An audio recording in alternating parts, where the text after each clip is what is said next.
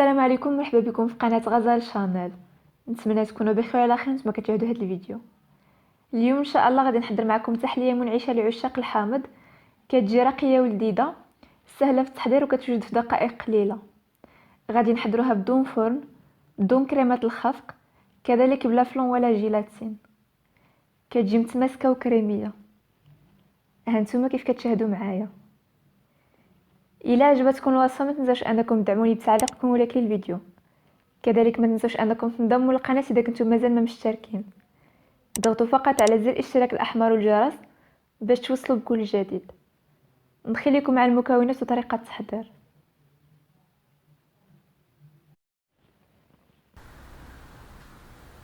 غنحتاجو في المكونات نصف لتر ديال الحليب، 3 المعالق كبار ديال السكر، 3 المعالق كبار ديال بودره الكريم باتيسير اللي هي الكاستر، قشور حامضه وحده، علبه ديال الياغورت بنكهه الفانيليا، وعصير حامضه وحده.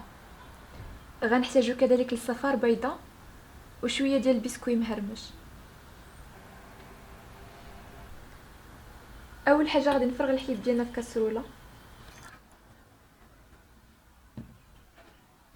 غنضيف عليه لي زيست ديال الحامض صافي وغادي نعملهم على النار حتى كيغلاو. في هاد الاثناء غادي ناخذ كاسرونه وغادي نضيف فيها صفار البيض، غنضيف عليه السكر، غنزيد كذلك الكريم باتيسير صافي وغادي نخلطهم مع بعض. بالنسبه للكريم باتيسير فتقدروا انكم تعوضوه بالنشا. كنعتذر منكم البنات حيت ديشارجات ليا الكاميرا وتمسح ليا المقطع اللي ضفت فيه الياغورت. المهم بعد ما خلطت العناصر الاولى مع بعض ضفت عليهم الياغورت وحصلنا على خليط اللي كيجي بهذا الشكل هذا. كيف كتلاحظوا معايا كيجي كريمي. بعد ما كيغلي الحليب ديالنا كنخليوه يبرد مزيان صافي وكنضيفوه على الخليط اللي وجدنا. طبعا كنصفيوه.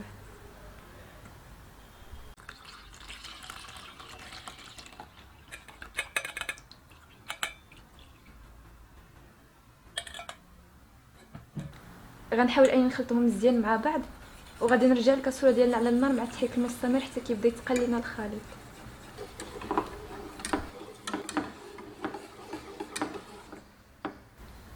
هانتوما كيجي بهذا القوام هذا.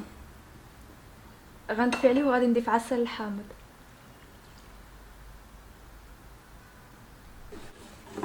كنخلطوهم مزيان بهذا الشكل هذا وكتكون التحليه ديالنا واجده.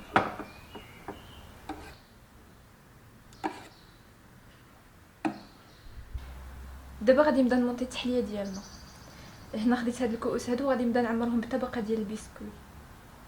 تقريبا كنعمل معلقه صغيره ونص في كل كاس.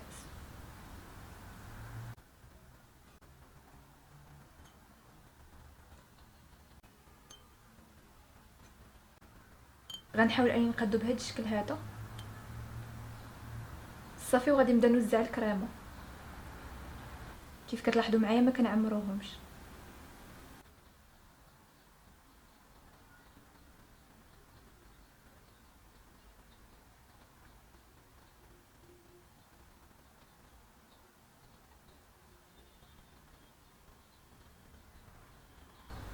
بعد ما كنسالي غادي نعمل طبقه اخرى ديال البسكوي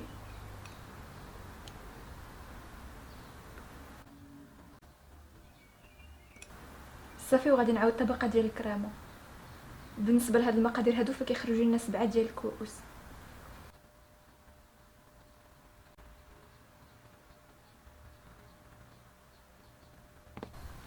غندخل التحليه ديالنا الثلاجه باش كتبرد وكتماسك وغادي نقدمها بالصحه والراحه. بعد ما كتبرد التحليه ديالنا غادي نزينوها. هنا غادي نزين بشويه ديال الكريمه اللي كانت عندي. تقدروا ايضا تزينوا بالقطعه ديال الحامض. غنضيف ايضا قطعه ديال البسكوي صافي وكتجينا بهذا الشكل هذا. كيف كتلاحظوا معايا كتجي رقيه في الشكل.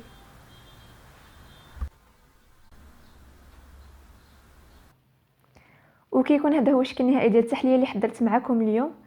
كتجي رائعه في الشكل ديالها ولا في المذاق، منعشه ولذيذه وتقدروا توجدوها في اخر لحظه للسحور.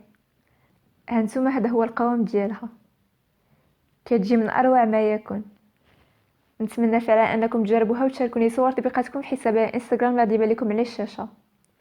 الى عجبتكم الوصفه ديال اليوم وصلوا الفيديو لاكبر عدد ديال اللايك وشاركوه مع اصدقائكم. واذا كنتوا جداد بالقناه ضغطوا على زر الاشتراك وفعلوا الجرس باش توصلوا بكل الفيديوهات. كنشكركم على المتابعه والى الفيديو القادم ان شاء الله.